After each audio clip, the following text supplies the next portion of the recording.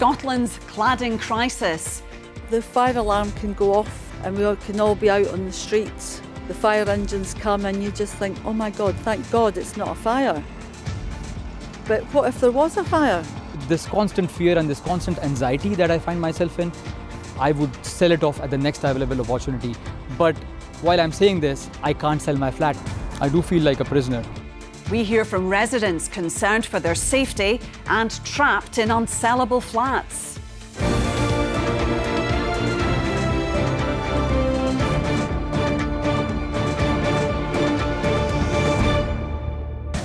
Good evening. The Grenfell tower tragedy in 2017 killed 72 people and brought to public attention the dangers of unsuitable cladding.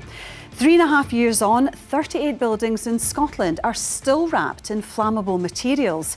Residents have told Scotland Tonight they live in fear for their safety and feel trapped in flats that many are struggling to sell. Brandon Cook has this report. Every night that I go to sleep, I have this thought in my mind that, this could be the night.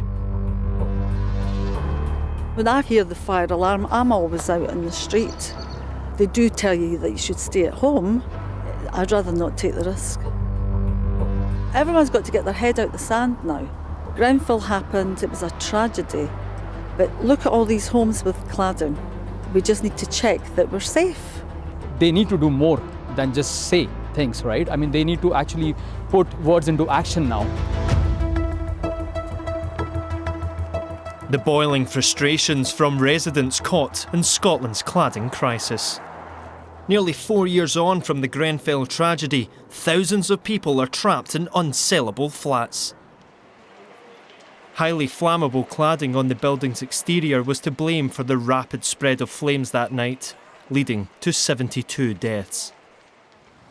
But 38 blocks in Scotland are still wrapped with combustible material.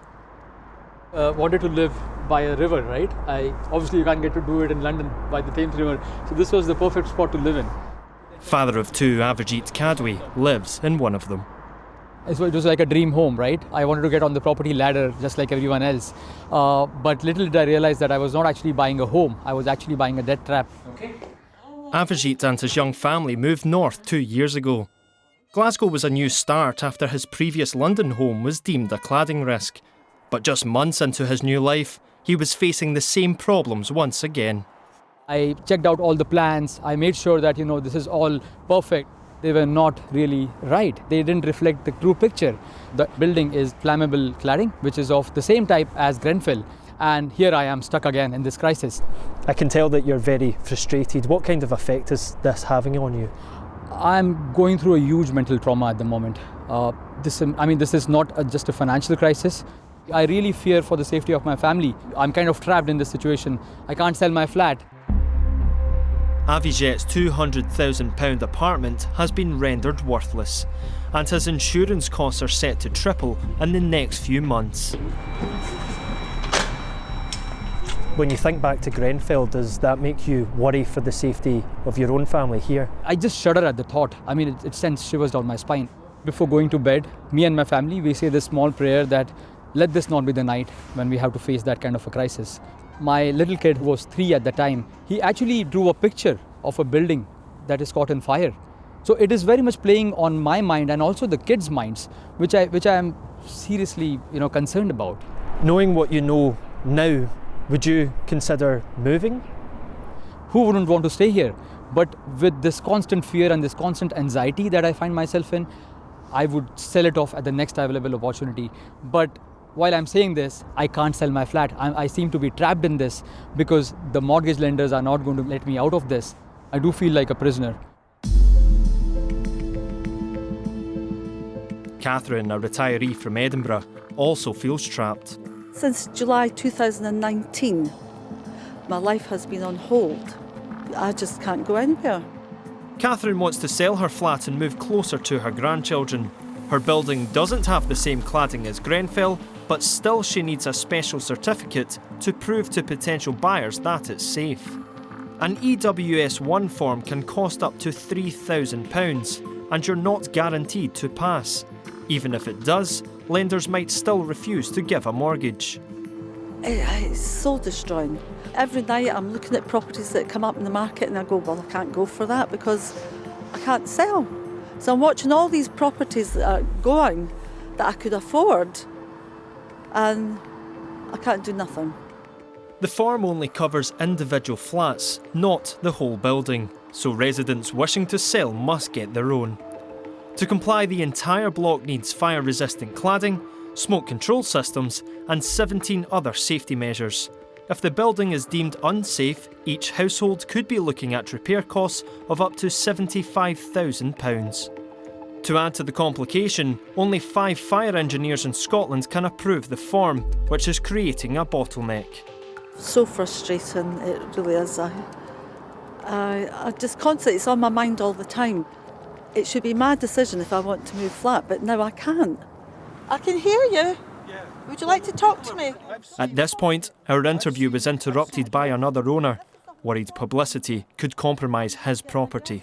Look, what? you know, people are very upset because of the lies. It's said in the Times.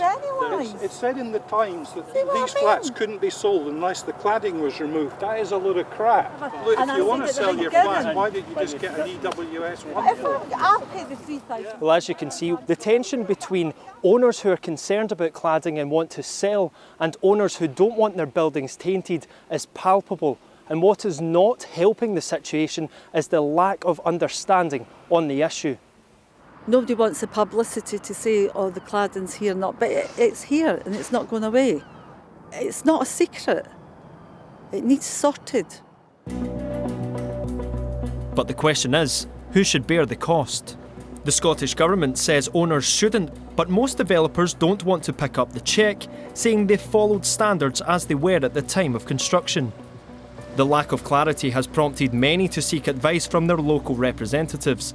In correspondence seen exclusively by Scotland Tonight, the SNP politician John Mason says owners are not wholly victims and should have checked the small print before buying. In contradiction with the government's position, he believes they should shoulder some of the costs. Isn't it unfair to blame this on the residents when most bought before cladding was an issue? I mean, the whole thing is unfair, yes, and it shouldn't have happened. And I just feel there's probably a shared liability around this. And if we could just get people around the table and negotiate, you know, we might make more progress rather than just saying someone else has got to pay it. While the blame game continues, a solution is yet to be found. The Scottish Government has been given £97 million by the UK Treasury to help the problem. But nearly a year on, not a penny has been spent. At the moment, right, they are still trying to find out who should be eligible for the fund. So even if the fund is there, we still don't know who is going to be getting that fund. And even if we were to get that fund, it is just a drop in the ocean. Nothing's happening and I'm so frustrated. With going round in circles. The stress is unbearable. I need answers and I need help. The Scottish Government have nearly £100 million to help flat owners. When are you going to spend it? I'm not going to speculate in timescales. And while many folk may want to see a fast resolution may be no resolution at all for many people. My main aim is to help as many folk as we possibly can and to ensure that the other actors in all of this, put their hands in their pockets. Scotland Tonight has learned a solicitor on the ministerial group, which you chair, wasn't aware of the remedial funds. Are you all on the same page here?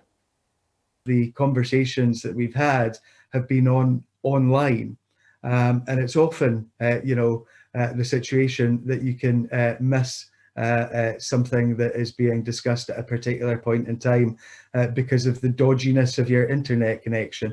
A lot of the conversation has not been around the consequentials or the money. The discussions have been largely around about some of the technical and the industry aspects. Talks will continue, but for residents like Avijit and Catherine, there's no outright solution in sight. They, like many others, are balancing fears for their safety and their wallet. I think I'll have to live with this anxiety for the rest of my life, with this constant fear that engulfs all of us. So I just don't know what lies in store for me. I've had enough of it now. Too many homes are affected, too many people's lives. One day I will have a for sale sign on my property. I'll be able to get on with my life, and it'll certainly be a property without cladding.